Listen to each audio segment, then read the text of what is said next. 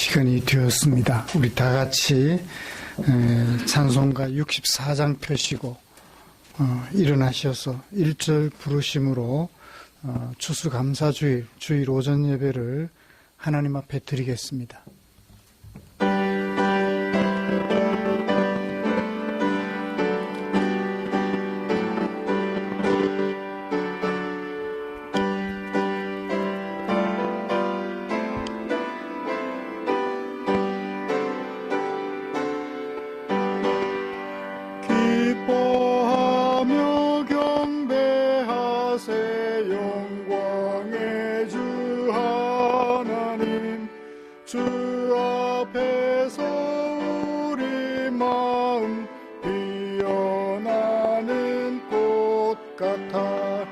죄와 슬픔 사라지고 의심 구름 거치니 변함없는 기쁨의 주 밝은 빛을 주시네.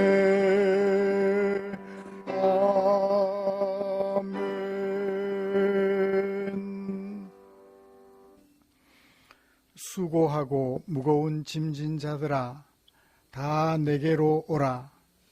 내가 너희를 쉬게 하리라. 아멘. 전능하사 천지를 만드신 하나님 아버지를 내가 믿사오며 그 외아들 우리 주 예수 그리스도를 믿사오니 이는 성령으로 잉태하사 동정녀 마리아에게 나시고 본디오 빌라도에게 고난을 받으사 십자가에 못 박혀 죽으시고 장사한 지 사흘 만에 죽은 자 가운데서 다시 살아나시며 하늘에 오르사 전능하신 하나님 우편에 앉아 계시다가 저리로서 산자와 죽은 자를 심판하러 오시리라. 성령을 믿사오며 거룩한 공회와 성도가 서로 교통하는 것과 죄를 사하여 주시는 것과 몸이 다시 사는 것과 영원히 사는 것을 믿사옵나이다. 아멘. 찬송가 21장입니다.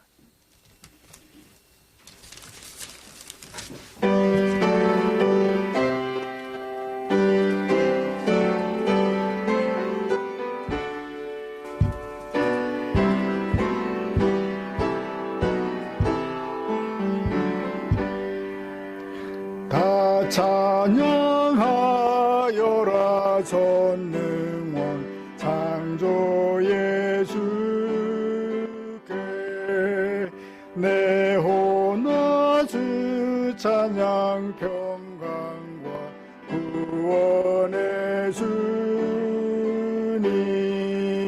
성도들아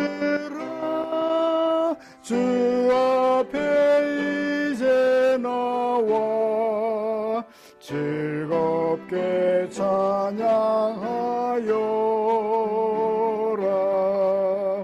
다 찬양하여라.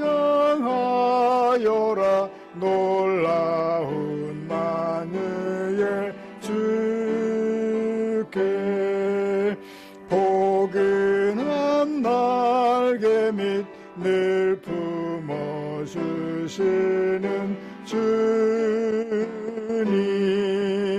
성도들아 주님의 뜻 안에서 내 소원 다 이루리라. 다 찬양하여라.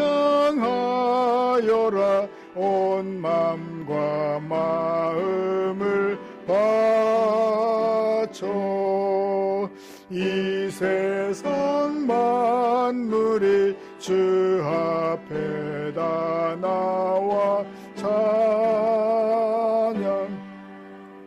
성도들아 기쁘게 소리 높여 영원히 찬양하여라.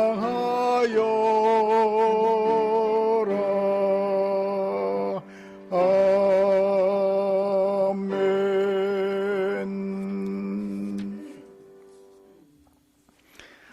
교동문 106번 감사절 교동문입니다. 주보에 기록된 교동문 함께 교독하겠습니다. 할렐루야, 우리 하나님을 찬양하는 일이 선함이여 찬송하는 일이 아름답고 마땅하도다.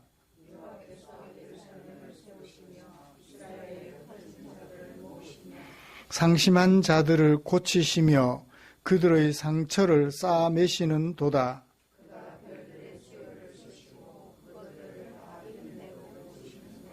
우리 주는 위대하시며 능력이 많으시며 그의 지혜가 무궁하시도다.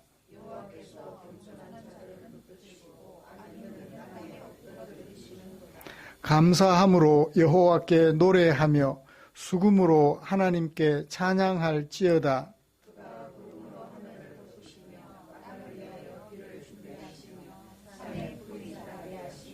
들짐승과 우는 까마귀 새끼에게 먹을 것을 주시는 도다.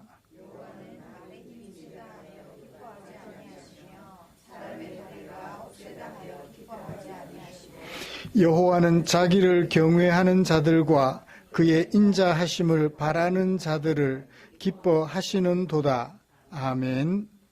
자리에 앉으셔서 찬송가 588장 함께 부르시겠습니다.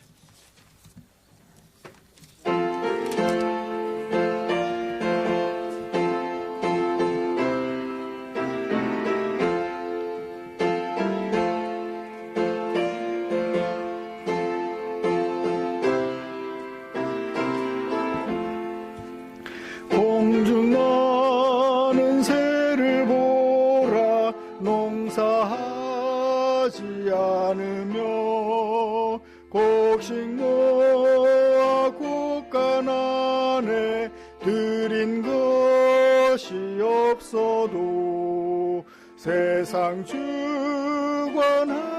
주님 새로 먹여주시니 너희 먹을 것을 위해 근심할 것 무엇냐. 들의 백합화를 보라 길삼수고 안에도 솔로몬의 입은 옷도 이 꽃만 못하도네. 아궁 속에 던질 풀도 귀히 입히시거든 사랑하는 자녀들을 입히시지 않으랴. 너희들은 세상에서 무엇 먹고 마시며 무슨 옷을 입고 살까 염려하지 말아라. 이는 이방 사람들이 간구하는 것이요 너희 하늘 아버지는 너희 쓸 것 아신다. 너는 먼저 주의 나라 그의 의를 구하면 하나님이 모든 것을 너희에게 주시리. 내일 일을 위하여서 아무 염려 말지니 내일 염려하지 말라. 오늘 고생 족하다. 아멘. 이 시간에는 김보경 집사님 나오셔서 우리를 대표하여 기도해 주시겠습니다.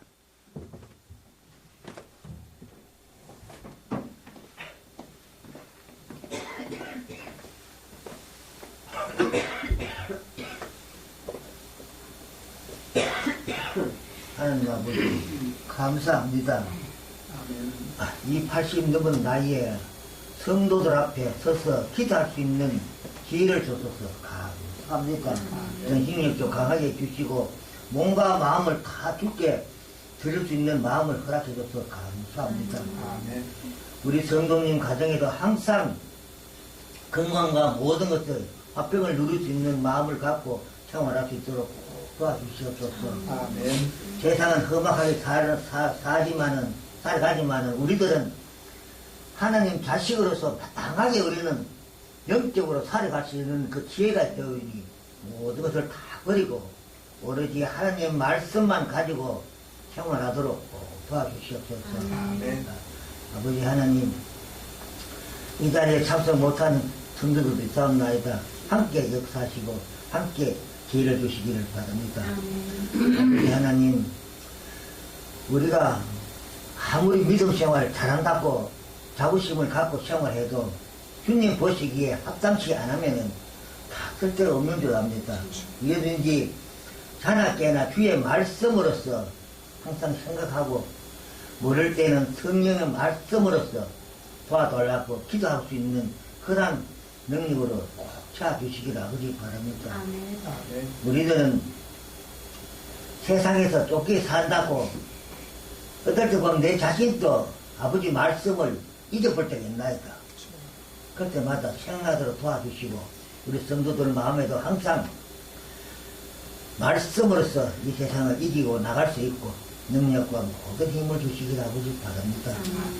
아버지 하나님, 오늘은 춘수갑사절을 나오려 하니 땅과 피를 우리에게 주시서 농사 짓도록 도와주셔서 아버지 감사합니다. 우리가 할 일이 뭐가 있겠습니까?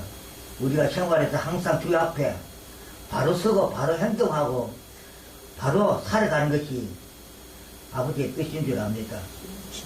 또 우리가 이 교회를 떠나서 세상 사람들하고 덮어서 살아갈 때도 항상 그리스도의 향기를 나타낼 수 있고 그 마음에 주의 말씀으로서 비춰볼 때 항상 그 사람들이 우리를 알 수 있도록 도와주시옵기를 간곡히 바랍니다. 우리 목사님도 이제는 나이가 들은지 조금 말씀도 이제 깊이가 들어와 우리 성도들 앞에 전하는 것을 진짜 마음에 감사합니다. 하나님 아버지 진짜 감사합니다. 더 기회를 주셔서 우리 성도들 마음에 항상 깊이 파고들 수 있는 마음을 허락하여 주옵시고 건강도 함께 주십시오. 우리 사부님과 함께 믿음 생활을 할 수 있도록 우리 모든 성도들과 마음으로서 기도 드릴 수 있는 마음 허락하여 주옵소서. 아버지 하나님 감사합니다. 부족한 이 자식도 항상 이 자리에 설 때마다 행동과 모든 것을 잘 이기고 나갈 수 있도록 도와주시옵소서. 억만장에서 나를 구우시준 예수 그리스도 이름으로 기도드립니다. 아멘.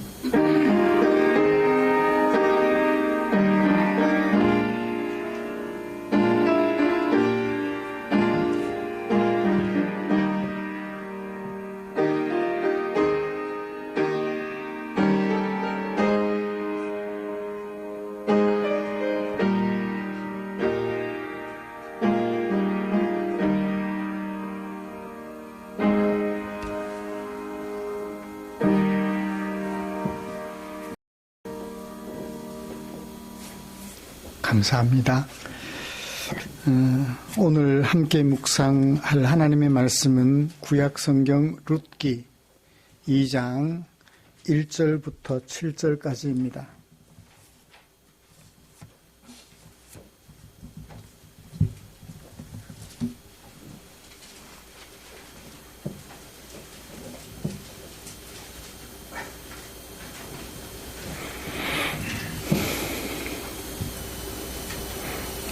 찾으신 줄 알고 한 절씩 교독하겠습니다.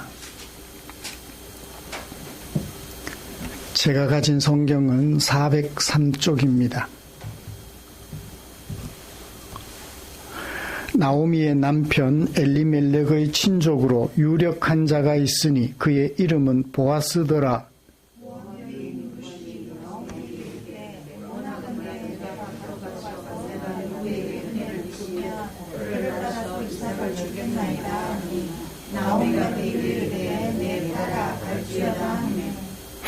룻이 가서 베는 자를 따라 밭에서 이삭을 줍는데 우연히 엘리멜렉의 친족 보아스에게 속한 밭에 이르렀더라.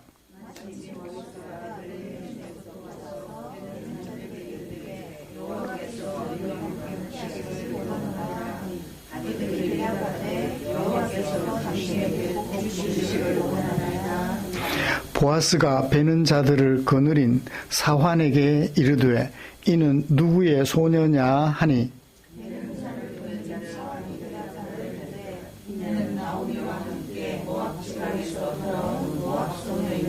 같이요. 그의 말이 나로 베는 자를 따라 단 사이에서 이삭을 줍게 하소서 하였고 아침부터 와서는 잠시 집에서 쉰 외에 지금까지 계속하는 중이니이다. 아멘. 말씀 나누기 전에 같이 우리 찬양 하나 부르고 말씀 나누고 싶습니다. 기쁨으로 찬양 270번입니다.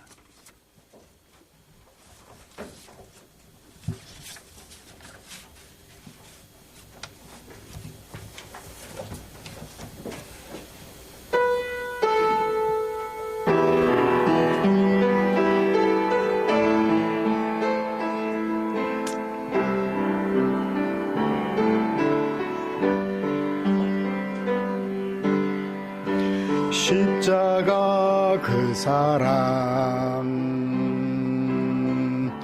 멀리 떠나서 무너진 나의 삶 속에 잊혀진 주네 돌 같은 내 마음 어루만지사 다시 일으켜 세우신 주를 사랑합니다.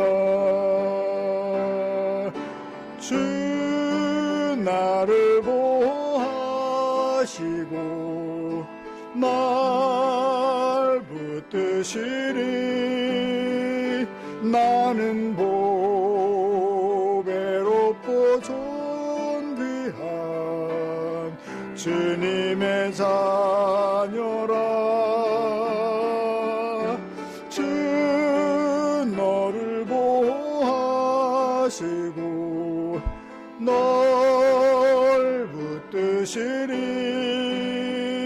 너는 보배롭고 존귀한 주의 자녀라. 지나간 일들을 기억하지 않고 이전에 행한 모든 일 생각지 않으리. 사막의 강물과 길을 내시는 주 내 안에 새 일 행하실 주만 바라보리라. 주 나를 보호하시고 날 붙드시리 나는 보배롭고 존귀한 주님의 자녀라. 주 너를 보호하시고 널 붙드시리 너는 보배롭고 존귀한 주의 자녀라. 아멘.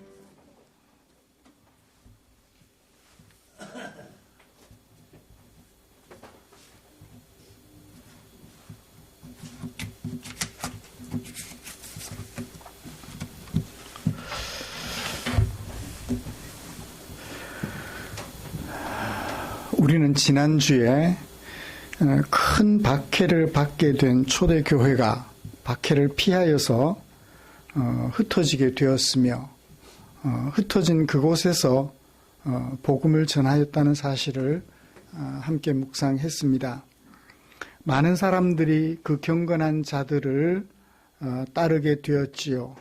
사도들은 경건한 자들의 이런 활동을 귀하게 여기고 그 경건한 자들을 따르는 자들을 찾아가서 성령 받도록 기도해 주었지요. 복음을 따르게 된 많은 사람들이 성령도 받게 되었다는 사실도 살펴보았습니다. 사랑하는 성도 여러분, 우리는 지난 한 주간 동안 어떻게 생활하셨을까요?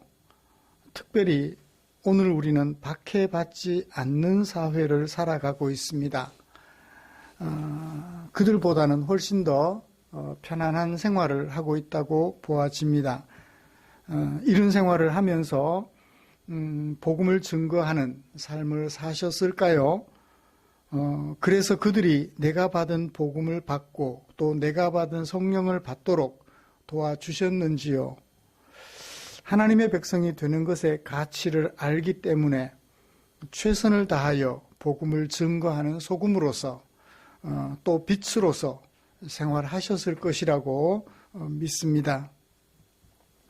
이처럼 가는 곳마다 표적 있는 기사를 행하는 것은 물론이거니와 복음을 증거하여서 성령 하나님을 받아들이고 또 예수님을 세상의 구주로 믿으며 하나님의 백성으로 살아가도록 도우려는 우리를 위해서 하나님께서는 당신의 마음을 성경에 담아 주셨지요.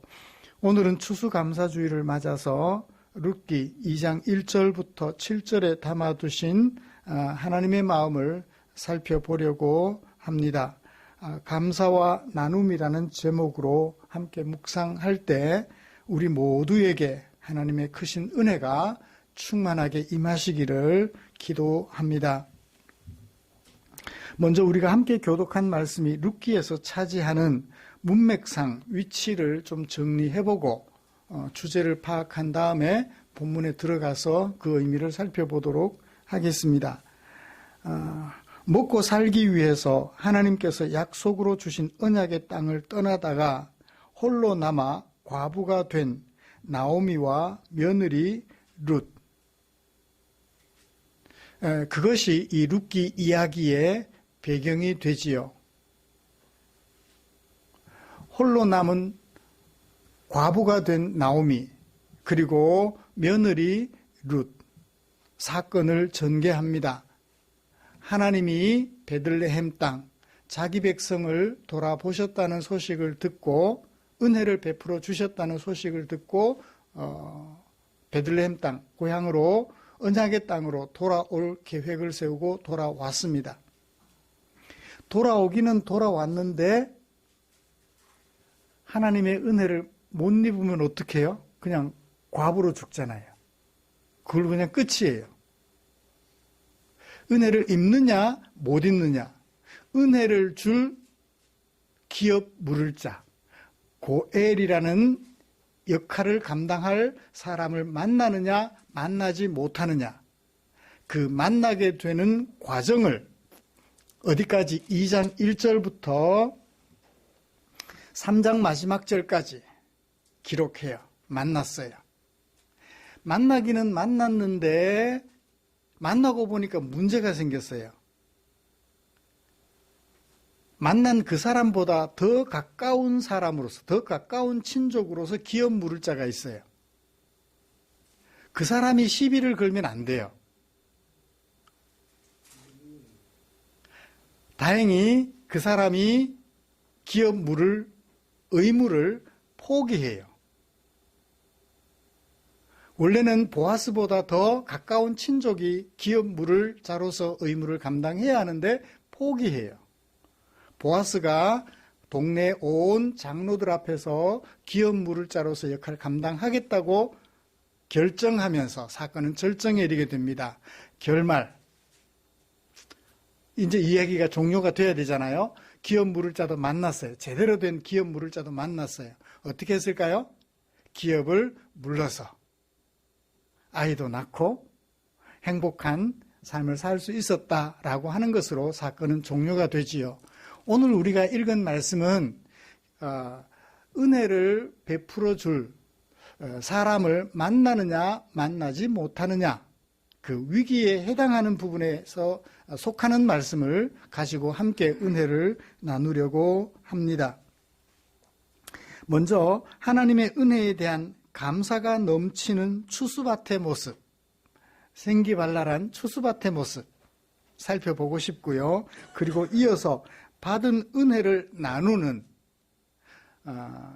받은 은혜에 감사하는 추수밭만 아니라 받은 은혜를 나누는 나눔이 있는 추수밭의 모습, 감사가 있고 나눔이 있는 보아스의 추수밭의 모습을 함께 살펴보면서 설교를 진행해 가려고 합니다.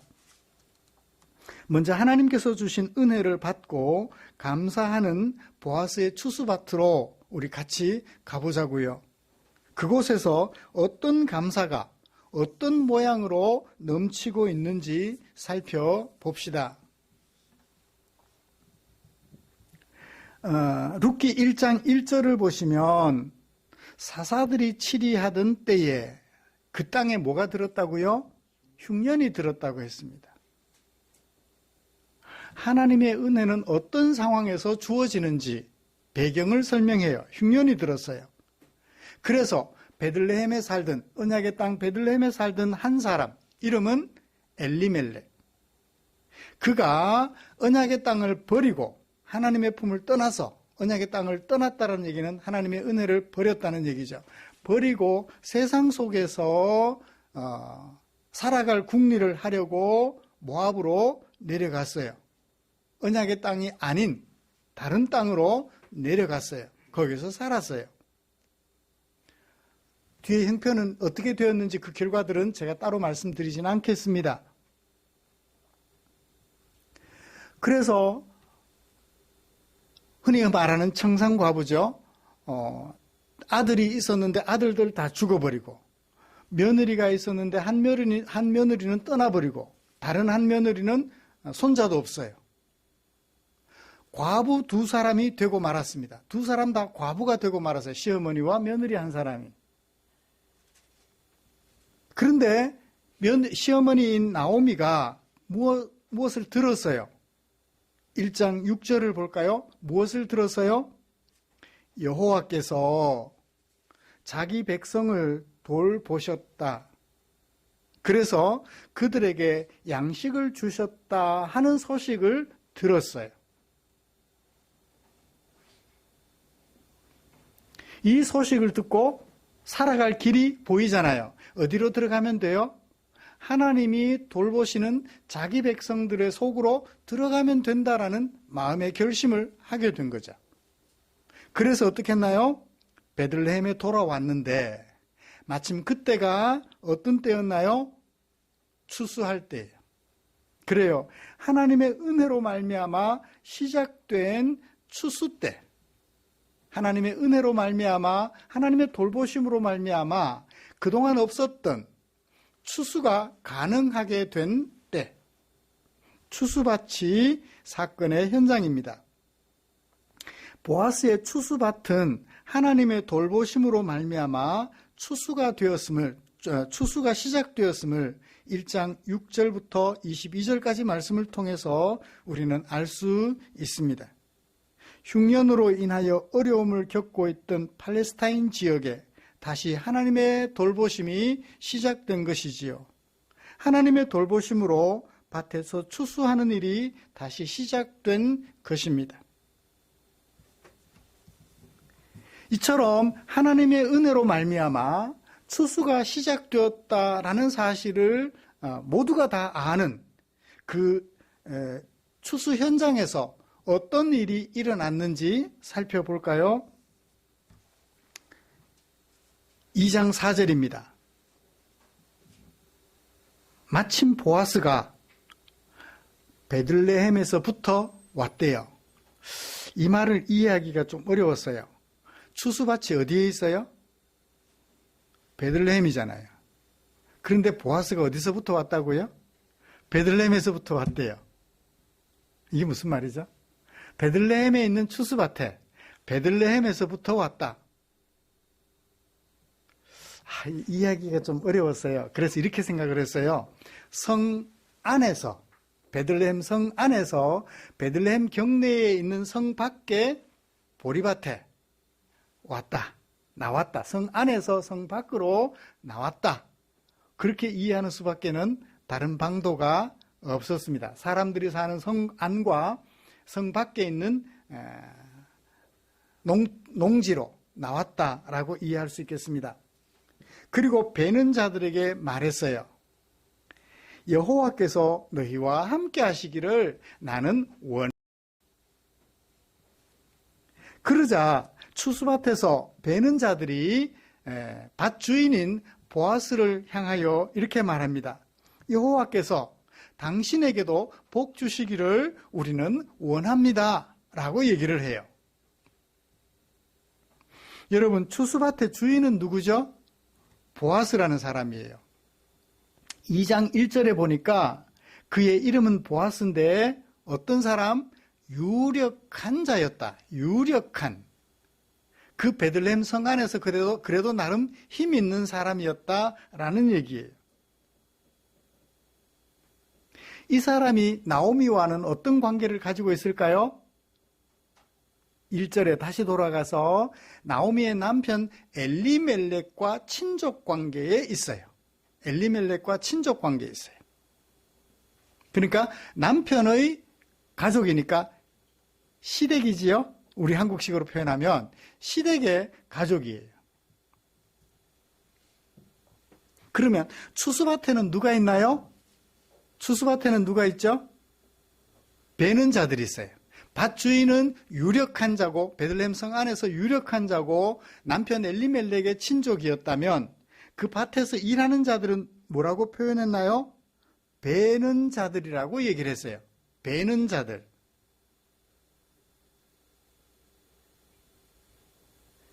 베는 자들이라는 말이 어떤 의미일까? 원문을 살펴보고 사전을 뒤져봤더니 특별한 의미가 없어요. 그냥 자르는 사람, 추수하는 사람이라는 말이에요. 그들의 신분에 대하여서는 특별한 설명이 없어요. 아마도 여기서 베는 자들은 추수를 위하여, 보리 추수를 위하여 고용된 품꾼들이 아닐까라고 생각해 봅니다. 고용된 품꾼이거나 또는 고용되지는 않았지만 서로 품앗이하는 이쪽 집에 저쪽 집에 그 집의 하인들로서 우리 집에 와서 품앗이해주고 우리 집 하인들이 그 집에 가서 품앗이해주는 하인들이거나 또는 자유인인데 그러니까 품을 받고 가서 일해주는 그런 형편에 있는 사람들이 아닐까라고 생각해 봅니다. 그러니까 하인들이거나 품을 받고 일해주는 사람, 그런 정도로 생각하시면 되겠습니다. 그런데 또 한 사람이 나와요. 어떤 사람이죠? 사환이잖아요. 사환. 사환이라는 말은, 이 말은 아이 또는 젊은이라는 뜻도 있기는 한데 하인 또는 종이라는 뜻도 있어요. 그러니까 이 보아스에게는 사환이 있어서 이 사환이 보리 추수 때 필요한 일꾼들을 고용해와요. 데리고 와요. 그리고 일도 시켜요. 일도 시켜요. 그러니까 아마 신분은 뭔데? 종인데 보아스 집안의 재정을 관리해주는 사람, 모든 일머리를 틀어가는 사람, 그런 정도로 이해를 해볼 수 있겠습니다. 어떻든 간에 월급을 매개로 했든지 간에 아니면 신분상 하인이든지 간에 주인과 품꾼 또는 하인이잖아요. 그런 관계인데 어떻게 말하나요? 주인은 하나님께서 너희와 함께 하시기를 원한다. 하인들도 여호와께서 당신에게 복 주시기를 원한다. 그러니까 이 주인과 하인은 어떤 관계예요? 신분상은 다른 관계지만 서로 누구를 통하여 묶여져 있어요? 하나님 안에서 묶여져 있는 거예요. 신분은 당시 사회가 그러하기 때문에 분리되지만 하나님 안에서 서로를 축복해주는 하나님의 동등한 백성이라는 것을 짐작해 볼 수 있겠습니다. 하나님의 은혜를 인하여 추수를 하게 된 현장 속에서 일어나는 일, 뭐죠? 세속적인 신분을 떠나서 하나님 안에서 같은 백성임을 생각하며 서로에게 줄 수 있는 최고의 축복, 하나님께서 함께 해 주시기를, 하나님께서 복 주시기를 원한다라고 서로를 축복하는 아름다운 장면을 우리 보게 돼요. 하나님의 은혜를 기억하는, 그리고 하나님의 은혜를 인식하는 공동체 안에서 일어나는 일은 바로 이런 것입니다.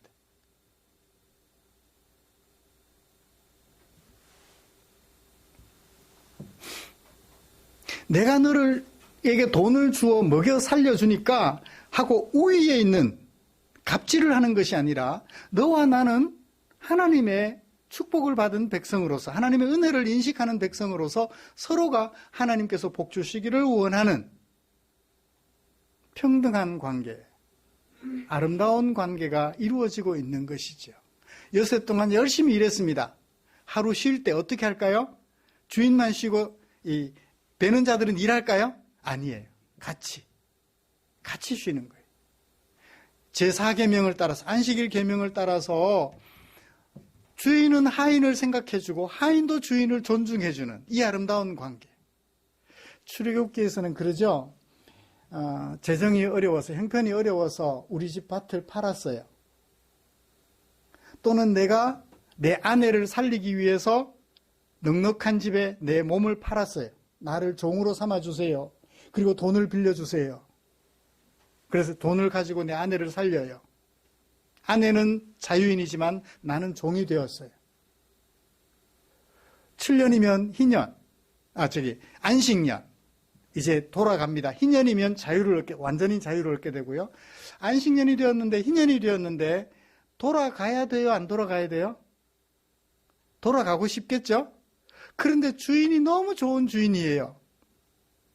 내가 나가도, 지금 나가도 자유인이 되어도, 신분상은 자유인이 되겠지만 자유인이 되어도 살아갈 국리가 뾰족하지 않을 때는 어떻게 해요?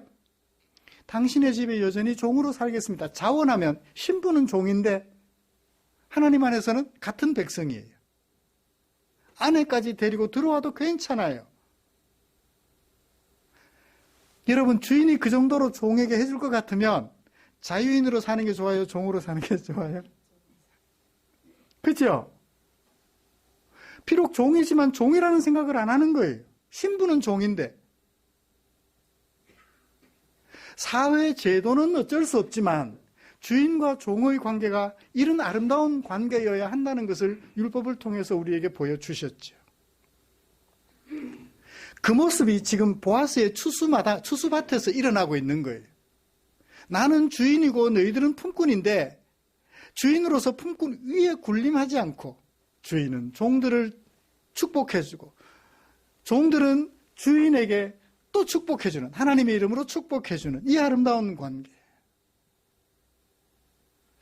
은혜를 아는 사람들의 관계 속에서 이 추수밭에서 일어나는 이 아름다운 모습, 우리 오늘 마음속에 꼭 기억했으면 좋겠습니다. 보아스의 추수밭에는 은혜를 인식하고 은혜에 감사하는 아름다운 공동체가 형성되어 있었던 것이지요. 비록 신분은 주인과 배는 자들로 구분되지만 하나님 안에서 그들은 하나가 되어 있습니다.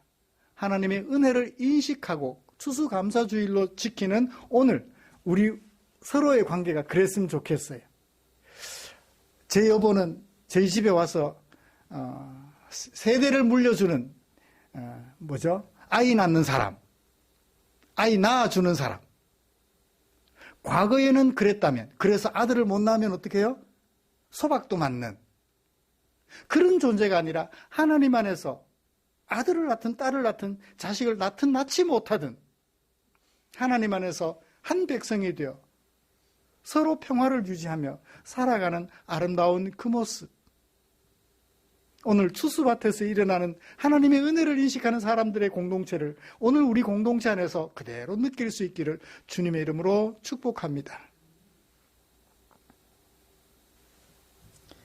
이렇게 은혜를 인식하는 추수 현장의 특징을 살펴보죠. 또 어떤 일이 있나요? 거기에는 받은 은혜를 나누는 나눔이 있었습니다. 보아스의 추수밭에서는 어떤 나눔들이 있었을까요? 2장 3절을 보시죠. 룻이 가서 베는 자를 따라서 밭에서 주었어요. 무엇을? 떨어진 이삭을. 아직 베지 않은 이삭을 베는 게 아니고 베는 자를 뒤따라가면서 벤 뒤에 뭐한 것? 떨어져 있는 것. 그 떨어진 이삭을 주었어요. 허락도 안 받고. 물론 허락받았다는 얘기가 나와요. 어디 나와요?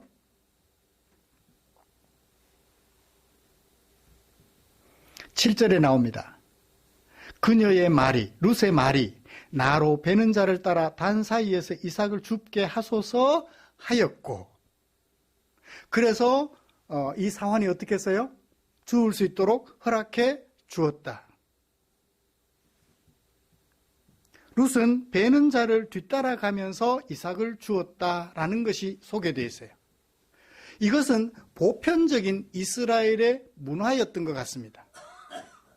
추수밭에 가서 베는 이삭만 따로 베지 않으면, 베는 자를 뒤따라가면서 떨어진 것만 줍는다면 특별히 문제가 되지 않는 일반적인 공동체의 모습이에요. 가난한 자들이 먹고 살아갈 나름 방편인 것 같아요. 추수하고 난 뒤에 밭에, 논에 뭐가 찾아와요? 철새들이 찾아와요. 그죠?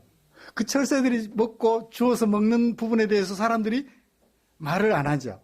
저기 순천에 가면 어떻게 해요? 논에 아예 곡식들을 갖다 뿌려주잖아요. 사람들이 자신들만 먹는 것이 아니라 철새들이 와서 먹고 겨울철을 날 동안 사람들이 와서 관광지로 와서 관광하면서 뭔가를 또 금전을 떨어뜨려 놓고 가니까 그것도 있고, 또 환경도 살리고 해서 자기들이 농사 지은 것 일부러 논에 뿌려 놓기도 하지요.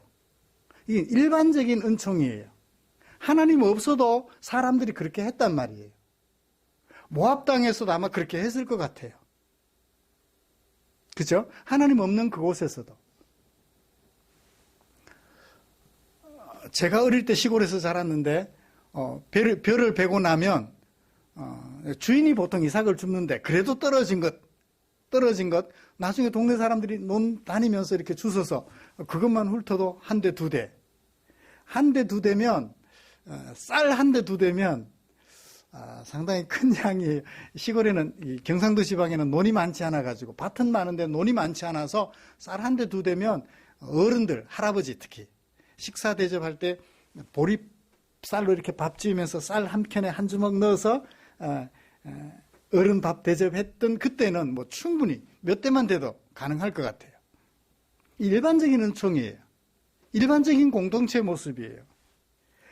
만약에 보아스의 추수밭에 이 정도만 있었다 하면 제가 특별히 얘기할 게 없을 것 같아요. 뭐 누구나 다 그렇게 하는데 뭐. 그 다음 볼까요? 2장 8절을 보세요. 보아스가 이제 소식 들었으니까 보아스가 알잖아요. 룻에게 말합니다. 세 가지를 말해요. 내 딸아, 들으라. 너는 가지 마라. 어디로 가지 마라? 다른 밭으로 가지 마라. 뭐 하려고? 이삭 주우려고. 우리 밭에 떨어진 거 조금밖에 없어서 이 집 밭에서 그만 주우면 안 돼 하고 다른 밭으로 가서 또 주워야 되잖아요. 그렇게 하지 말라는 거예요. 이 책임 못 질 말이에요. 그죠? 책임 못 질 말을 했을까요? 그 다음 볼까요?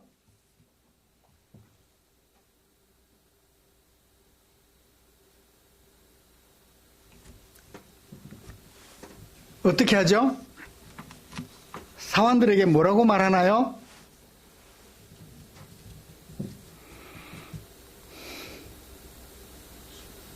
15절, 16절.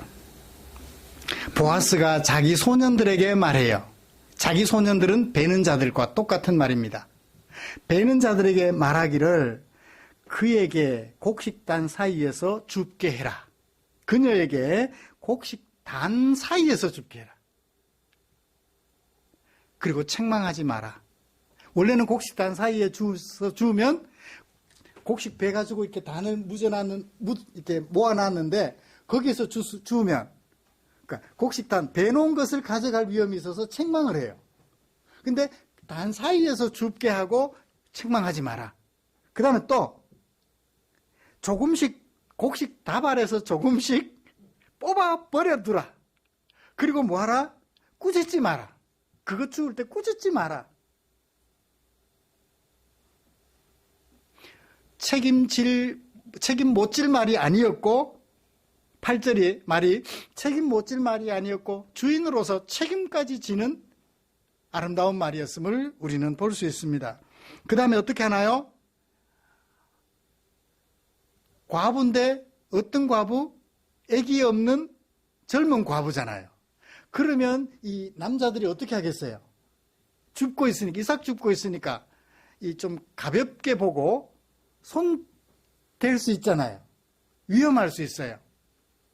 근데 어떻게 하나요? 9절. 내가 내 소년들에게 명령해 두었어. 뭐라고? 너를 건드리지 말라고. 내가 특별 명령을, 특별 지시를 해 두었어. 그러니 안심하고 주렴. 세 번째는 어떻게 하나요? 목이 마려우면 집에 가요, 그죠?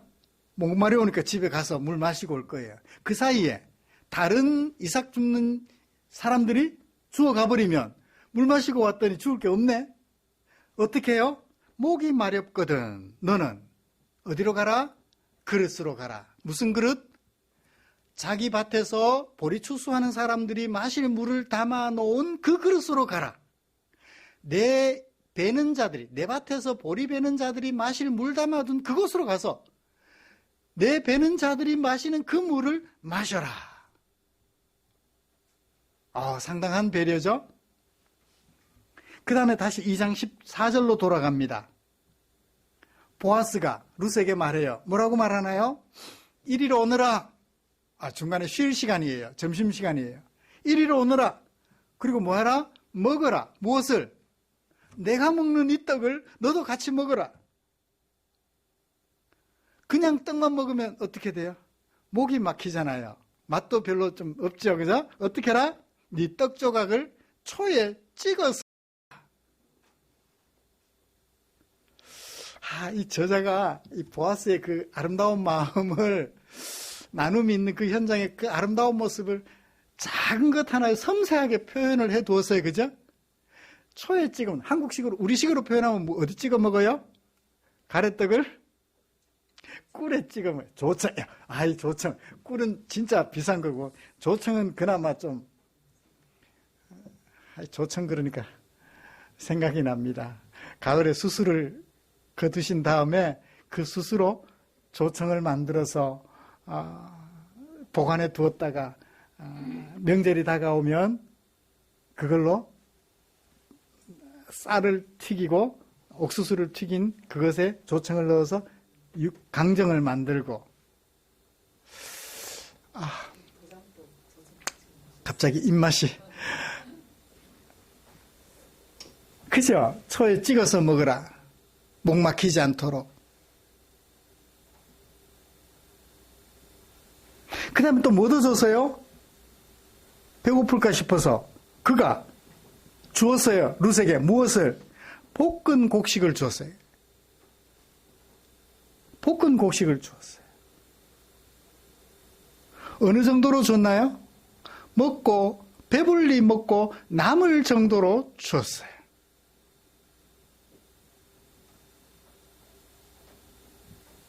은혜를 베푸는 보아스의 모습을 보게 됩니다. 이미 살펴본 대로 곡식 다발에서 떨어뜨려 두어서 근데 곡식단 사이에서 줍게 함으로 그냥 떨어진 이삭을 줍는 일반적인 은총을 넘어서 특별한 은혜를까지 베풀어주는 모습을 보게 돼요. 이 룻기에 은혜라는 단어가 사용된 히브리 원어가 두 개예요. 하나는 헨이라는 것이고 하나는 헤세드라는 것인데, 하나님의 정의와 이 헤세드, 은혜는 병행하는 것으로 이스라엘 백성들, 하나님의 백성들에게 너무 소중해요. 정의만 가지고 다가서면 우리 모두 다 죽을 수밖에 없어요. 거룩하지 못하니까. 그런데 정의만으로 우리에게 다가오시는 하나님이 아니라 뭐로 다가오셔요? 헤세드, 은혜로 다가오는 거예요. 근데 룻기에서 유별나게 1장, 2장, 3장, 4장 통틀어서 이 2장에서만 은혜라는 말이 모두 몇 번 사용되었을까요? 2절에 한 번, 그 다음에 10절에 한 번, 그 다음에 13절에 한 번, 그 다음에 20절에 한 번. 그죠? 앞에 세 번의 은혜는 헨이라는 단어를 썼고, 뒤에 20절에 은혜 베풀기, 은혜 받기는, 은혜 받는 것은 헨이라는 단어를 썼고, 은혜 베풀기는 헤세드라는 단어를 쓴 거예요. 유별나게 이 2장에서만 은혜. 그러니까 과부가 된 나오미와 룻에게 은혜를 베풀어 줄 사람, 그들이 은혜 받을 사람으로서 헨과 헤세드를 쓰는데, 유별나게 여기서만 은혜라는 말이 나와요. 돌보셨다라는 말을 그전에는 썼는데 여기서는 은혜라는 말을 써요. 이처럼 보아스는 은혜 베풀기를 최선을 다해 주었던 거예요. 최선을 다해. 더 큰 은혜는 이제 3장으로 넘어가면, 2장 후반부와 3장으로 넘어가면 더 큰 은혜를 베풀어 주려고 계획하는 것들이 나옵니다. 그런데 이렇게 은혜를 베풀어 주었지만 은혜 받는 사람이 그것을 은혜로 인식해야 되잖아요. 그것도 은혜라고. 그러면 어떻게 돼요? 그죠? 은혜 베푼 게 의미가 없어요. 은혜가 허위이거나 베푼 것이 별로 의미가 없어요. 은혜를 얻은 나오미와 룻의 마음은 어땠을까요? 2장 10절을 보세요. 모압 여인 룻이 나오미에게 말합니다. 저녁에 이제 룻이 돌아갔잖아요. 룻이 집에 돌아가니까 시어머니가 들려주는 말이에요. 룻이 시어머니에게 말합니다. 내가 밭으로 가서 내가 누구에게 은혜를 입으면 죽겠나이다. 2장 10절이에요. 죽겠나이다. 일반적인 은총을 기대하고 갔어요. 그렇죠? 룻이 일반적인 은총, 다른 사람들도 다 먹고 살기 위해서, 가난한 사람들은 남의 밭에 가서 이삭 주우니까 나 그렇게 갈게요. 특별한 기대가 없었어요. 그죠? 아마 그렇게 주워 왔다면 보아스에 대하여 은혜라는 얘기를 안 썼을 거예요. 그죠? 은혜라는 말을 안 썼을 거예요. 나오미도 마찬가지예요. 내 따라 가거라. 남들이 다 하니까 가서 주워 오는 거죠. 근데 볼까요? 2장 10절. 룻이 엎드려 얼굴을 땅에 대고 절하며 보아스에게 말하기를, 나는 이방 여인입니다. 그런데 당신이 어찌하여 내게 뭘 베푸시며 은혜를 베푸시나이까? 은혜를 받는 입장에서 헨이라는 명사를 쓴 거죠. 나를 돌보시기까지 합니까? 은혜에 감동했다는 얘기예요? 감동 안 했다는 얘기예요? 감동했다는 얘기죠. 룻이 말합니다. 13절. 내 주여, 내가 당신께 은혜 입기를 원하나이다.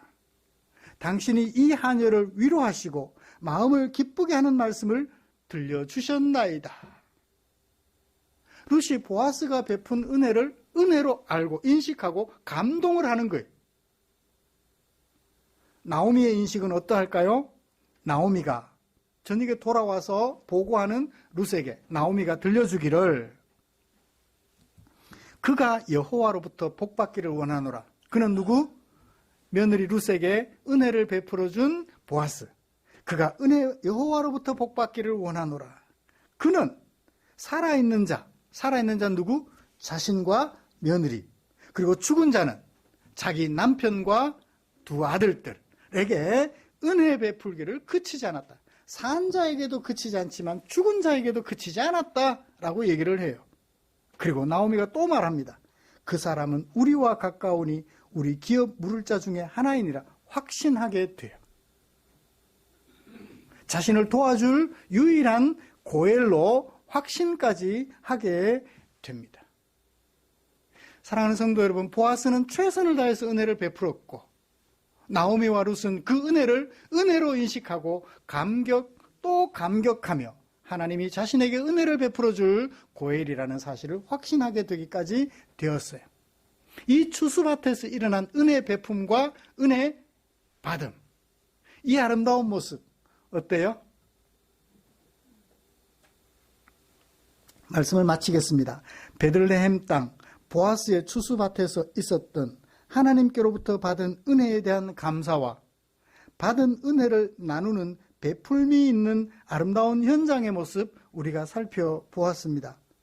지금 팔레스틴에는 이스라엘과 팔레스틴 국민들 간에 이런 평화는 찾아볼 수 없어요. 그죠? 이런 평화는 찾아볼 수 없어요.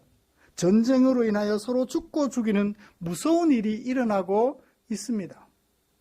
이때의 모습은 어디 가버리고 서로 죽고 죽이는 비참한 일들이 일어나고 있어요. 팔레스타인 땅 베들레헴의 보아스의 밭에서 있었던 이런 감사와 이런 나눔이 다시 찾아들게 되기를 간절히 기도합니다. 그리고 우리가 함께 살아가는 이 땅에도, 대한민국 이 땅에도 보아스의 밭에 있었던 이런 하나님께로부터 받은 은혜에 대한 감사와 받은 은혜를 너에게 나누어 주어 서로 총뿌리를 겨눌 것이 아니라 함께 팔을 맞잡고 껑충껑충 뛰며 감사와 기쁨의 노래를 부를 수 있는 아름다운 대한민국, 아름다운 우리 교회가 되기를 주님의 이름으로 축복합니다. 기도하겠습니다. 하나님 아버지 고맙습니다. 우리를 사랑하여 주셔서 당신의 백성으로 불러주시고 당신이 기뻐하시는 백성으로 세워가기 위하여 귀한 말씀을 우리에게 남겨주셨습니다. 오늘 이 말씀 묵상하면서 하나님의 은혜를 은혜로 인식하는 사람들의 세상에서 은혜를 인식하는 사람들이 사람들에게 어떻게 대해야 하는지 그 아름다운 모습을 살펴보았습니다. 하나님 아버지, 오늘 추수감사제를 맞이하는 저와 우리 사랑하는 성도들에게 하나님의 은혜에 대한 감사의 마음 넘치게 하시고 그 감사가 나의 마음 속에서만 머물 것이 아니라 함께 감사하지 못하는 너에게 향하여 너에게 아름다운 나눔을 베풀어 줌으로써 정말 멋있는 추수감사제를 보낼 수 있도록 우리 위에 은혜를 더해 주시옵소서. 예수님의 이름으로 기도드리옵나이다. 아멘. 찬송가 634장 부르시면서 준비한 헌금 드리겠습니다.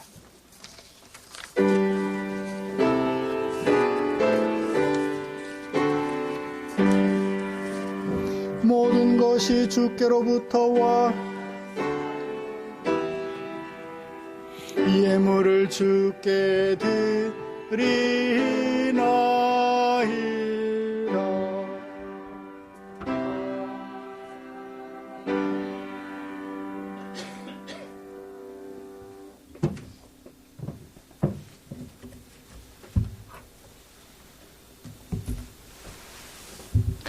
드린 헌금 위해서 기도하겠습니다.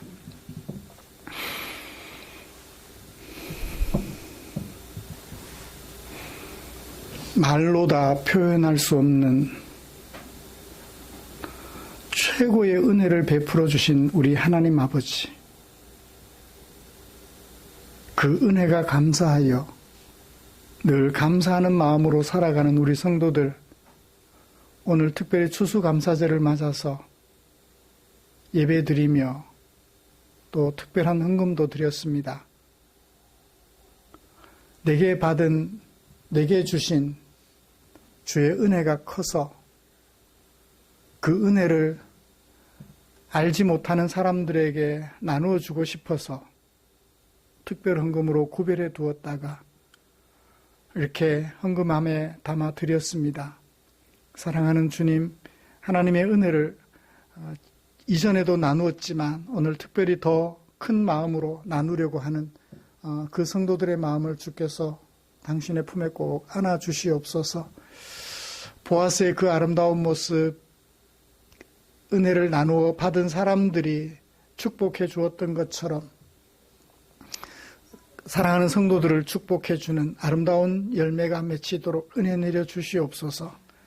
그런 축복을 받고 또 나도 더 많이 축복해 주는 그런 하나님의 백성으로 서갈 수 있도록 은혜 내려 주시옵소서. 이 물질 축사해 주시기를 원합니다. 주님이 축사하시면 이 물질이 사용되는 그곳에 주려 배고파하는 나오미와 룻 같은 사람의 배를 채워줄 수 있으며 그들이 잃어버린 토지를 재매입하여 다시 생계를 꾸려갈 수 있는 길을 열어주게 되는 일에 쓰고 남음이 있을 줄 믿사오니 우리 주님, 이 물질 위에 축사하여 주시옵소서. 때마다 일마다 성도들의 형편을 살피시고 의와 공도의 길로 이끌어 주실 주의 은총을 기대하며 예수님의 이름으로 기도드리옵나이다. 아멘.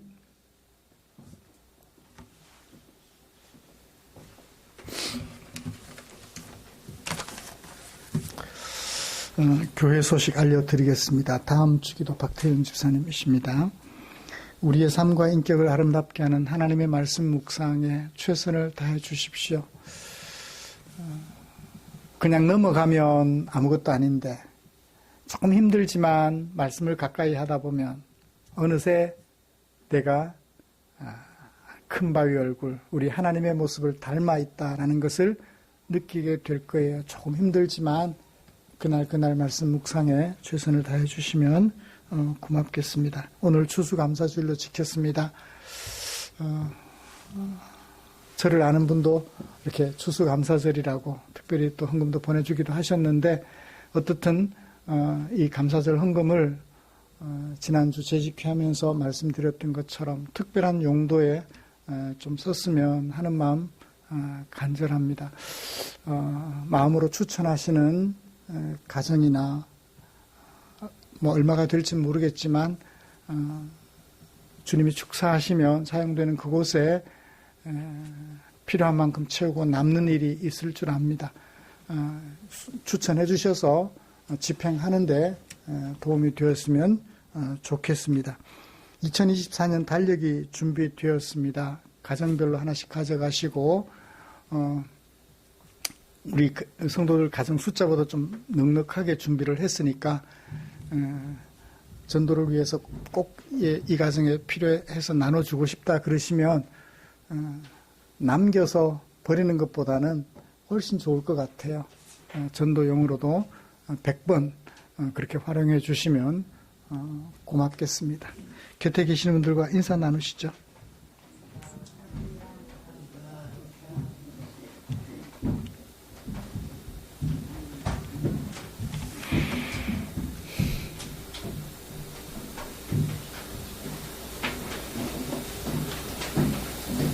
조금 늦게라도 온다 그랬는데 대구팀 온다 그랬는데 안 왔네. 이유를 마치고 또 살펴봐야 될 것 같습니다. 아니야, 얘기하고 있잖아. 예, 우리 찬송가 57장 펴시고 일어나셔서 찬송 부르고 축도함으로 예배를 마치겠습니다.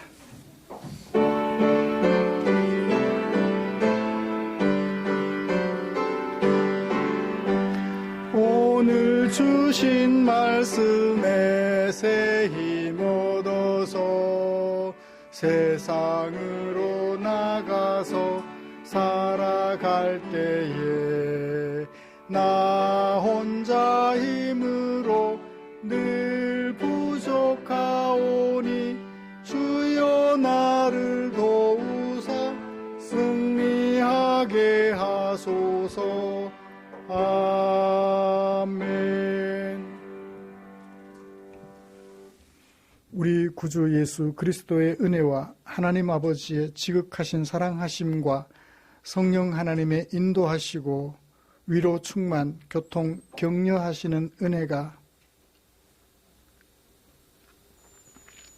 내게 주신 은혜가 너무 커서 그 마음속에 늘 감사하며 너와 나 우리가 서로 협력하여 하나님의 뜻을 이루어갈 아름다운 동역자라는 사실을 인식하여 그들의 형편을 살펴보고 그들과 더불어 그 하나님의 은혜를 나누는 데 이름으로써 함께 손에 손잡고 하나님의 나라 세워가는 동역자의 길을 걸어가기로 다짐하며 예배를 마치는 모든 지체들 위에 지금부터 영원토록 함께 계시기를 축원하옵나이다. 아멘.